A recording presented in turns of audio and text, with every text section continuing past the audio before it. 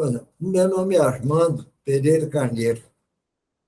Eu venho de uma cidadezinha pequena, chama Barra Longa, no interior de Minas. E meu pai era o médico da cidade. Eu me entusiasmei por ver ele chegar com, montado numa mula com guarda-chuva no dia de chuva, e achei muito interessante aquilo e muito bonito o atendimento, a atenção que ele tinha com as pessoas. E vim para Belo Horizonte com a minha mãe para continuar os estudos. Aí eu, depois de tomar 3 bombas no vestibular, porque eu nunca fui muito brilhante, não, sabe? Tinha uma dificuldade, eu tinha que, à noite, quando os outros internos do colégio iam dormir, eu ia para o banheiro e acendia a luz para ficar estudando, porque o tempo que eu tinha para estudar não dava para eu fazer prova boa. Então, eu ficava no banheiro até tarde estudando. Não, consegui formar e aqui em Belo Horizonte levei 3 bombas no vestibular. Eu já estava pensando em voltar para o interior para ser boiadeiro. Mas aí resisti, porque eu gostava muito de medicina. Então, achava bonito mesmo. Eu fiz o curso médico e formei em 1967. Formei em 1967. Depois que eu formei, eu fiz um ano de clínica médica e eu estava pensando em fazer clínica médica. Mas aí, então, a minha mãe teve um problema no pé, que era uma insuficiência, uma desautonomia, era uma deficiência circulatória que dá dor no pé. Eu, então, comecei a levá-la ao hospital de reabilitação, que era o Hospital Arapiara, o único que tinha em Belo Horizonte. E eu fiquei assim entusiasmado com uma maneira que ela era atendida, tratada pelo Dr. Márcio de Lima Castro. E ele era muito sério, muito seco, baixinho, mas muito bravo, mas muito competente. Então, eu fui interessando por aqui, levava a minha mãe lá todo santo dia, e quando eu terminava a residência de clínica médica. Aí ela melhorou com o tratamento fisiátrico do Dr. Márcio, e eu, então, fiquei interessado e procurei o Dr. Márcio, e ele me permitiu ser interno, que eu já tinha feito clínica médica, interno em 69. Então, em 1969, eu fui interno do Hospital Arapiara. Foi aí que a bomba estourou. Aí é que eu conheci a felicidade, porque a vida do homem é ser feliz. E a gente busca isso, querendo ou não querendo, a vida inteira. Desde Platão já se sabia disso. Mas o homem só sabe das coisas quando eles contam para ele. A gente não descobre sozinho. O Sócrates passou a vida fazendo perguntas para os outros. Perguntava para ele qual a profissão dele. Então, ele falava que era parteiro, igual a Fenarete, mãe dele. E, você, parteiro? Mas eu nunca vi falar que o senhor é parteiro. As pessoas que ele conversava respondiam para ele. E ele falou: não, eu não falo com ninguém que eu sou parteiro, estou falando só para você. Eu sou parteiro das almas. Quer dizer, eu procuro fazer com que as pessoas pensem nas coisas que eu pergunto, para que elas se encontrem, para que elas possam ser felizes. Porque as pessoas A gente tem que falar para elas o que elas querem, o que elas são, o que elas podem ser. Então, é isso que eu faço na vida. O Sócrates já ensinava isso naquela época, muito antes de Cristo, 300 e alguma coisa. A memória vai falhando. Então, mas eu, então, depois que eu fiz o estágio no Hospital Arapiara, eu perguntei para o Márcio, era o Márcio, o Gilberto de Almeida e Fonseca e o Teobaldo Rodrigues de Oliveira, cada um do seu jeito. Eu perguntei para eles, a gente tinha uma reunião toda segunda-feira à noite, em que se discutia tudo do hospital e também da Sociedade Brasileira de Medicina Física e Reabilitação, que é assim que chamava. Depois é que passou para a associação.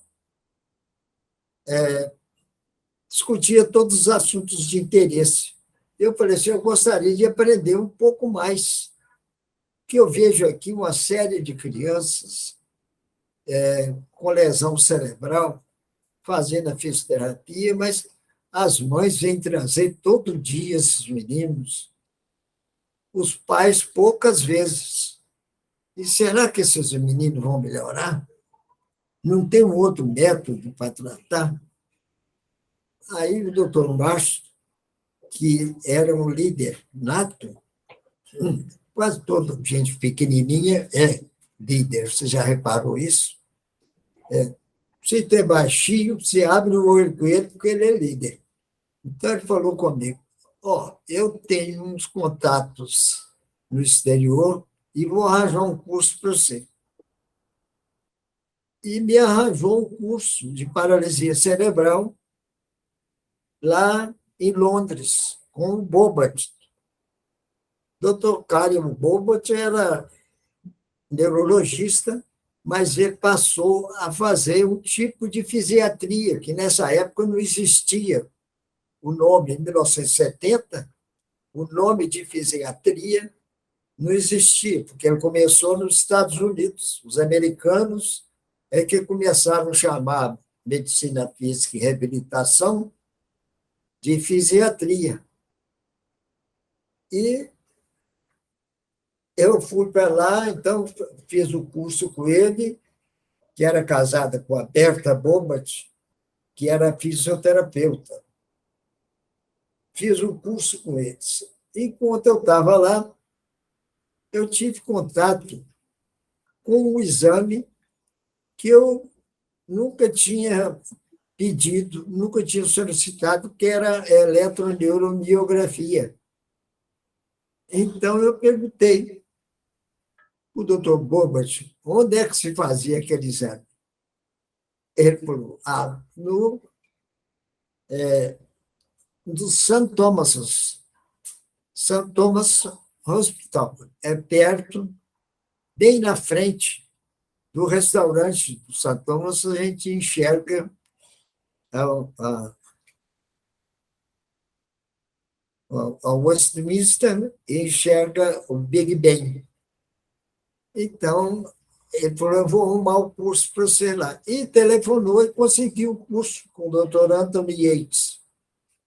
Eu fui para lá e fiquei lá um ano e voltei, comprei um aparelho alemão, que era um baita de um aparelho grandão, muito sem recurso, e vim para cá. Chegou aqui, eu fiquei entusiasmado, comecei a fazer alguns exames e atuar na fisiatria. Eu era muito amigo de todos os três. E depois de uns 2 anos, nós convidamos o doutor Bobat. Doutor Bobat, não, é o doutor para vir aqui dar umas aulas para nós de eletroneuromiografia. O doutor Goodgold, Joseph Goodgold, do New York University Medical Center. Então, ele veio e deu o curso durante uma semana. Depois que ele foi embora, ele falou assim: ó, eu vou te mandar um comunicado para você fazer um estágio comigo lá em Nova York.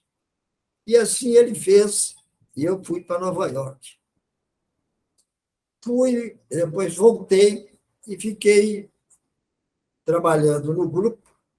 E o doutor Márcio de Lima Castro, que era muito dinâmico, foi convidado para ser presidente da Sociedade Brasileira de Medicina Física e Reabilitação no período de 1971 a 1973. E nós tivemos, depois de um congresso que nós fizemos aqui, em Belo Horizonte, em 1971. Logo em seguida, o doutor Márcio assumiu a Sociedade Brasileira de Medicina Física e Reabilitação. E depois dele vieram outros presidentes, inclusive um que eu gostava muito dele. Ele nem sabe que eu gostava muito dele, porque eu brincava muito. Ele era mais novo. Era o doutor Antônio Luiz Perucci Catai, que tem, como ele mesmo diz, um peito muito baixo. Quer dizer, tem uma barriga desse tamanho. Então, acabou ficando meu amigo. Até hoje ele continua ensinando a gente de uma maneira muito suave, com as piadinhas que põe na, nos celulares da gente. Então, mas ele está sempre ensinando alguma coisa para a gente. E hoje a filha dele é uma médica fisiatra eminente, a Lígia Catai. Gosto muito dela. E o Catai foi presidente. Eu chamava ele de ínclito presidente, porque era um sujeito sem defeito. Chamava, quer dizer, com esse exagero que a gente faz sempre, que defeito nós todos temos. Mas o Catai foi presidente, outros vieram para a sociedade. Depois, de 1993 a 95, o doutor Gilberto de Almeida Fonseca, pai da doutora Ana Cláudia, da Ana Paula, da doutora Cláudia, que todas duas são fisiatras, e pai do doutor Gilbertinho também, Gilberto Fonseca, que é neurocirurgião, e o do doutor Ricardo, que é radiologista. Ele era um sujeito muito metódico, muito organizado. Ele teve a sorte de casar com a Marinês, que é uma mulher, além de bonita, ela era inteligentíssima e tinha um bom senso, porque o Gilberto era bravo, ele era exigente, cobrava muito. Eu, que era mais novo, então, eu cobrava muito de mim. Porque quando eu voltei da Inglaterra, em 1970, já cheguei entusiasmado. Aí falei com eles: gente, nós temos que ensinar essa maneira de ser feliz para as outras pessoas. Então, nós não podemos guardar essa felicidade. Só nós é que vamos ver um sujeito que estava deitado na cama, passar para a cadeira de rodas, depois pegar um par de bengalas e andar para todo lado. Isso é uma felicidade, não só para eles, mas para nós. Então, nós temos que espalhar isso. Então, vamos montar um curso para ensinar isso. Então, nós começamos em 71, 72, mais ou menos. Sempre desculpa as falhas de memória, mas estou com 85 anos, então já andei muito para esse mundo afora. E, então, nós começamos a residência de fisiatria do Hospital Arapiara. E eu fiz também um programa para fazer uma residência médica de neurofisiologia clínica, que na época a gente chamava só de eletroneurobiografia, não tinha o nome de neurofisiologia clínica. Nós, então, montamos as duas residências. É claro que a residência de neurofisiologia clínica, só eu que dava aula, porque não tinha outro que sabia. Quer dizer, tinha. Em São Paulo tinha o Alonso Nieto, que infelizmente faleceu, foi um grande amigo, e teve um outro lá em São Paulo, que era o doutor Figueiredo Ferraz, muito rigoroso, muito bravo, mas um grande sujeito. Então, eu cheguei a fazer uma semana de estágio com ele, só para ver como é que ele conduzia os casos dele. O Alonso, não. O Alonso era muito sério, mas era uma caridade, era uma mãe para a gente. Fiz também um período de 3 meses, enquanto eu esperava o segundo aparelho que eu tive que importar, porque o primeiro aparelho era um aparelho alemão, do tamanho de um piano, que não dava para a gente fazer os testes todos. Ele fazia testes funcionais, eletromiografia de escrita, todas essas coisinhas, que hoje quase não se faz. E, então, nós estamos tocando as nossas residências, nós formamos residentes até para a Colômbia. A doutora Maria Carmesa, Luz Carmesa, ela chamava. Então, formamos gente no Rio Grande do Sul, tem vários residentes nossos. Lá perto da minha cidade de Barra Longa, que é Ponte Nova, eu tenho um residente lá, doutor Samuel, que é paraplégico, ele teve poliomielite e andava, e até hoje ele faz eletromiografia em Ponte Nova, Manhuaçu, Manhumirim, Rio Casca, e já fez até em Juiz de Fora.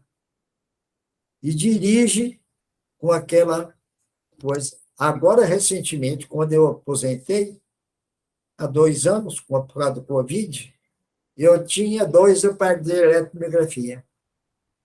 Eu mandei um para o doutor Samuel, dei para ele de graça, lá em Porto Nova, e mandei o outro para o doutor Antero, no Rio Grande do Sul, que também fez residência aqui conosco, que era filho do doutor Zé Carlos, um colega fisiatra lá do Rio Grande do Sul. Doutor Armando, e quais eram as dificuldades nessa época que vocês encontravam? Era falta de equipamento? Tinham dificuldades? Olha, nós tínhamos algumas dificuldades técnicas, porque naquela época nós não tínhamos ainda essa robótica que existe hoje. E se houvesse, seria muito importante. Nós chegamos a bolar uma órtese que tinha uma mola para fazer a flexão dorsal do pé, que facilitava a marcha.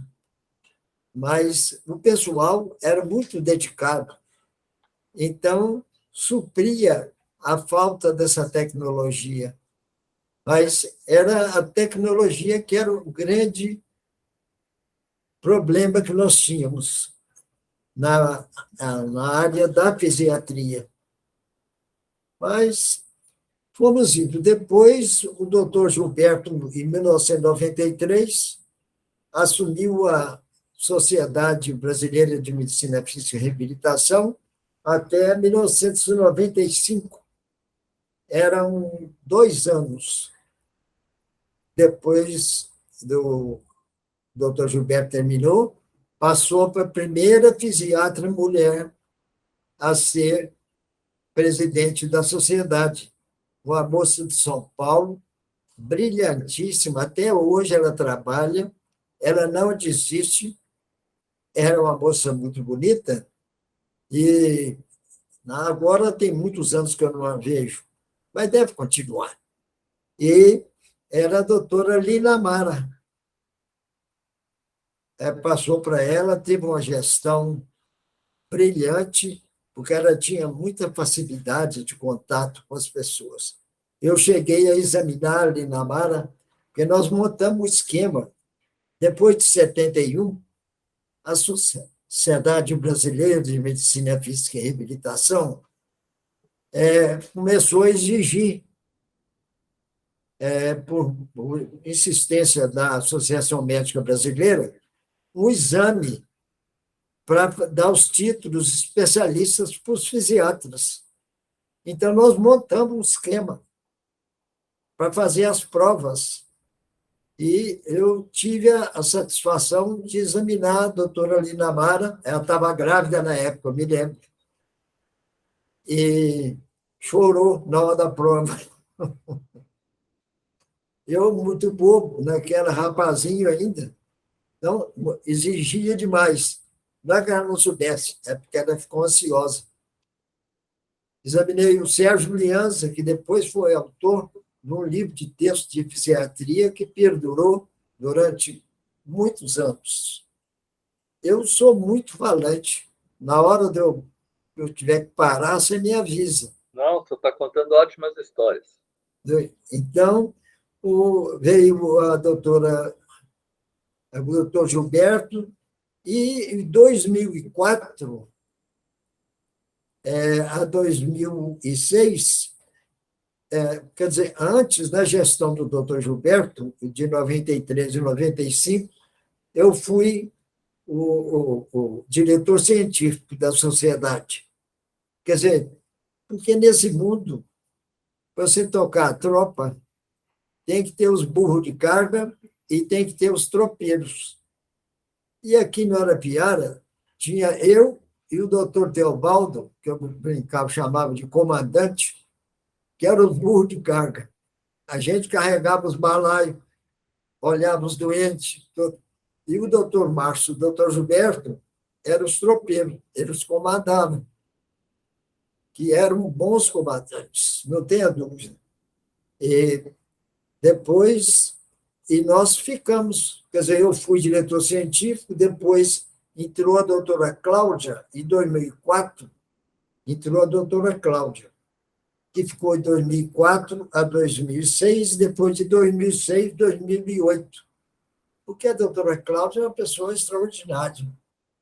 Ela relaciona bem com todo mundo, até com os irmãos dela, porque todo irmão briga, e ela relaciona bem com todo mundo. Então, ela foi 2 vezes presidente, eu fui vice. Vice é aquele sujeito que não serve para nada, fica só na sombra. Não, que tem que trabalhar quando o presidente vai viajar de férias, aí que sobra, né? Depois da doutora Cláudia, veio a doutora Marta Imamura, que era uma descendente de japonês, muito simpática, muito boazinha também. Entende? E depois outras pessoas, principalmente os paulistas, que atuavam muito bem, o Mauro Pena, Mauro Meirelles Pena, muito bonzinho. Então, a história, eu acho que a história da fisiatria no Brasil, para mim, é a história da felicidade. Como dizia o Sócrates, que fazia os partos das almas para serem felizes, e assim os fisiatras faziam os partos dos deficientes físicos para que eles fossem mais felizes. E tivemos a felicidade de tornar muita gente feliz. Eu acho que eu sou de bem com a vida, porque eu fiz amigos entre os funcionários, que me telefonam até hoje, e entre os pacientes. Eu tenho o senhor Carlos Artuso, lá no interior de Minas, que me telefona mensalmente. Doutor Armando, como é que o senhor está passando? O senhor toma cuidado. O doutor André, que foi meu residente lá do Rio Grande do Sul, me telefona de 10 em 10 dias, me telefona. conta o caso das cavalgadas dele, que eu também gosto muito. Agora eu já não estou montando a cavalo mais. Eu não estou montando de jeito nenhum. Porque com essa idade, se você tem uma fratura de fêmur, acabou. Se tem Né? um tombo, não tem Mas jeito. continuo recebendo, de vez em quando, mensagens dos meus amigos. E essa é uma oportunidade de eu ter contato com eles. Me diga uma coisa, doutor Armando. O senhor vê muita diferença daqueles tempos, 70, 72, né, anos 70, que você começou para a fisiatria hoje, se modernizou bastante no Brasil, né? Nós estamos falando aqui no Brasil. Como é que está hoje? O senhor consegue me dar um parâmetro aí de como era e como está? É, parece lugar comum, sabe? Mas o que eu tinha é que a gente saía, às vezes, de noite, eu gostava muito de uma farrinha, e saía, voltava a pé ou de bonde, e o bonde terminava à meia-noite. E eu tinha que voltar para casa, tinha que voltar essa hora. Tinha tomado já umas e não acontecia nada. Era muito difícil você ter um assalto, uma agressão, uma coisa assim. Hoje a gente não pode. No carnaval, eu fui para minha terra e cheguei lá no sábado de manhã, no sábado à tarde eu tive que voltar, porque eles tinham arrombado a porta da minha casa, entraram e roubaram o que quiseram. E saíram com o carro da minha mulher e levaram embora. Então, o que tem mudado um pouco é o aumento da violência, sabe? Mas eu acho que isso é normal com a evolução dos tempos. O Thomas Hobbes dizia que o homem era mau, em princípio, mas o Rousseau falava exatamente o contrário, que o homem era bom. A sociedade é que o prejudicava, é que o tornava mal. Sim. Entende? Assim também o Leibniz, que era um alemão, falava também que Deus era perfeito, não fazia nada errado. O que acontecia de errado com a gente é porque a gente permitia ou fazia por acontecer. Eu gosto muito de ficar lendo. Depois que eu aposentei, minha distração é ler filosofia. Ah, tá. Mas eu gosto das suas referências e suas analogias. Mas dentro da fisiatria, o senhor acha que teve um progresso A bom? psiquiatria evoluiu demais, porque com a robótica, se observa o paciente paraplégico, nas paralelas hoje, ele tem uma orientação, de vez em quando, de um terapeuta, mas o aparelho facilita muito o desenvolvimento dele. Mesmo os tipos de cintas, os tipos de órteses eletrônicas, hoje em dia, não creio que vai prescindir do fisiatra nem do fisioterapeuta ou do seu auxiliar, mas que vai melhorar muito e está melhorando cada vez mais, não tenha a menor dúvida. E em benefício do paciente, porque o paciente com deficiência física é um paciente sofrido, porque nem todo lugar ele tem as facilidades para se desenvolver, para se locomover. Nem todo passeio tem o seu subidinha mais suave para um paraplégico passar. Então, mas a fisiatria, como especialidade médica, evoluiu muito e incorporou outras próximas que vieram facilitar mais a nossa vida, onde eu trabalhei muito também com dor. A dor hoje já só não é uma especialidade individualizada, porque ela é exercida por profissionais de áreas muito diferentes, por anestesiologistas, por neurocirurgiões, entende? Por fisiatras, não só na utilização dos meios físicos, mas pelo aspecto clínico que o fisiatra tem.